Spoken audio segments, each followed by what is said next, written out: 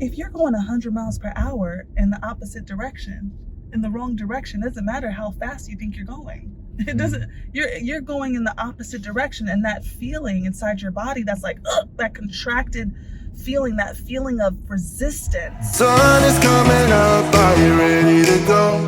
We can take it right, we can take it slow, yo.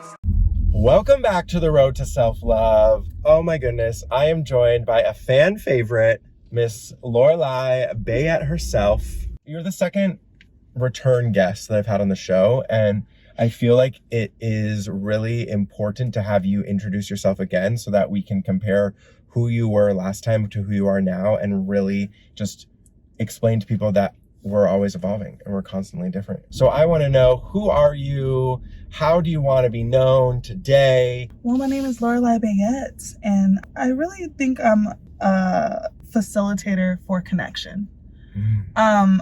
I really help people heal and connect to their power and their heart so they can experience deep intimacy with their connections, their creativity, and their contribution. There's so much we get to create here. There's so many connections we get to be fulfilled by: our connection with source, our connection with self, and our connection with others. And once you reach that self-actualized place and it's no longer about you, what kind of contribution do you want to leave on this earth? And connecting to that, it's magical. So that's pretty much what I've been doing. What type of contribution do you want to leave on this earth? Period. I sometimes ask myself that question, but I haven't in recent times. Well, number one, you are a contribution, period. So you being you, your most embodied self, is a contribution. It's about you initially. It's about discovering your power. And then once you get your needs met and you connect to something bigger than you, and you love yourself, then you can be in a position to say, hey, my needs are met. It's not about me anymore. I want to contribute. And that's when you kind of tapped into that heart chakra space. You're operating from the heart, and you're co-creating to leave something here on the planet. So there's a couple of things that you said that I think we need to unpack for the people.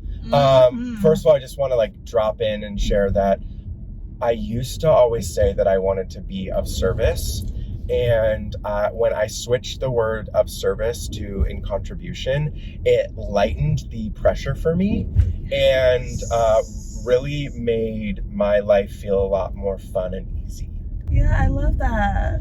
Because I would rather contribute to other people's lives than have to show up and serve them. Instinct that you have is also my same instinct. When people are like, I'm just a person of service. I mean, some people say that and they mean contribution, and other people I've heard say it. There's always that little under layer of sacrificing one's own needs and showing up for other people and just sacrificing the self, where contribution sounds so much more abundant. It's like, I'm just contributing, I'm adding to it. We hear this word, oh, I'm healing. What does that even mean to you? Yeah, that's actually, I'm really glad that you pointed that out, because healing, it takes place in layers and it's in pieces and it's never done. So you don't have to wait for your healing. However, there is a certain level of evolution that I think takes place in order to come from a true, sincere place of contribution. Because you can say oh, I'm just here to contribute, but that's not always the case. Maybe it's I'm here to serve myself. I had a moment in my business where I couldn't. I was making so much money, but I was not connected. And I think we have this culture that says wake up and produce, wake up, produce, tap dance for Instagram. Instagram wants you to make videos, and Instagram, I don't care what Instagram wants me to do. I don't care what Susan is doing over there. Oh, maybe I should create this like Susan. And we're tuning into other people, and we're connected to everything but ourselves and our source. And so once we get into that disconnection, our relationships suffer, our creativity suffers, and we're out of alignment with our contribution. And what happens when you're out of alignment? First of all, you don't feel good.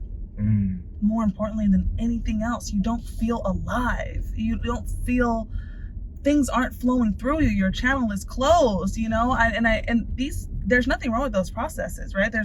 When I was taking a step away from my business because I wasn't relating to it in the way that I that I am now, I had to take a step back. And so can you walk us through that process even more? Because I think that, you know, first of all, the bravery that it takes to identify that you are not connected and you want to take a step back is so impactful to see someone like you, who I view as such a leader in the space. And I think that you taking a step back, although there were so many different reasons, was just very, very brave. And a lot of people can't recognize that taking a step back is sometimes taking a step forward. If you're going 100 miles per hour in the opposite direction, in the wrong direction, it doesn't matter how fast you think you're going. It doesn't, you're going in the opposite direction, and that feeling inside your body, that's like, that contracted feeling, that feeling of resistance means, hold on, maybe if it was in flow, then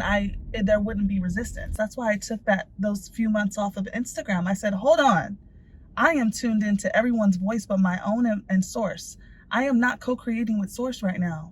I am out of tune with that guidance. I need to get off the internet and connect to my internet. I got back on, and I was shadow banned, and like my engagement was super low. I was like, what the, am I being punished by Instagram for like taking time off and not posting and stuff?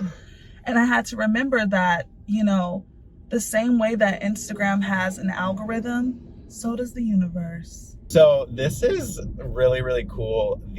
First of all, this whole concept of the internet and the internet, like, oh, that is genius. Like, trademark that moment right here now.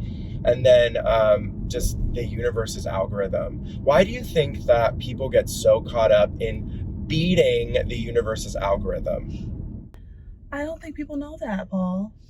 I think that there's a significant awakening that happens. And this is I feel like the collective awakening, one person at a time, because we're all connected, right?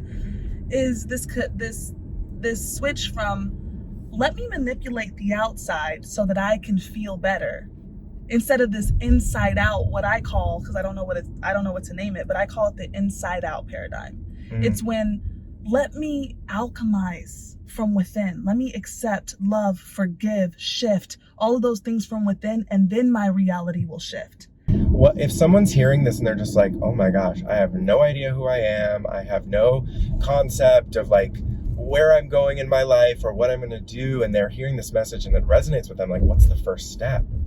Well, first and foremost, I always say, hire someone that can point out your blind spots. Because a lot of the time when you're coming out of the blue or out of the oblivion, you don't know what you don't know. You're just like, huh? What are you talking about? Like, none of this will make sense. But I'm sure your audience has done some kind of work, some kind of inner work. And I say start anywhere. Start anywhere. Whatever's presented to you in your life right now, if you're struggling with work, if you're struggling with relationships, whatever it is that you want to improve on, start there, because how you do one thing is how you do everything. So your relationship with men is also your relationship with money, which is also your relationship with your creativity, which is also it's how you do things. So it translates. So it doesn't matter where you start. Start that healing process, because once you undo everything that you aren't, you will slowly become to remember everything that you are. So I've got a little card game here that we're going to play. So all I need for you to do is pull a card and we're going to answer one of the questions.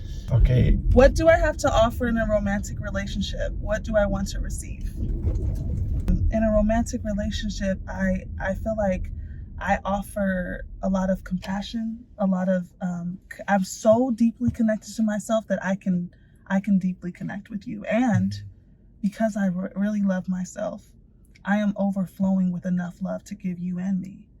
And what do you want to receive? I want someone to witness me and celebrate me and all that I am. I want them to see me deeply. I want passion. I want presence.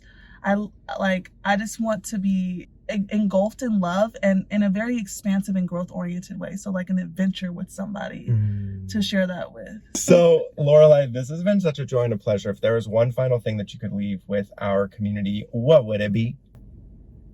I love you exactly as you are. You don't need to fix yourself, babe. You don't need to fix anything.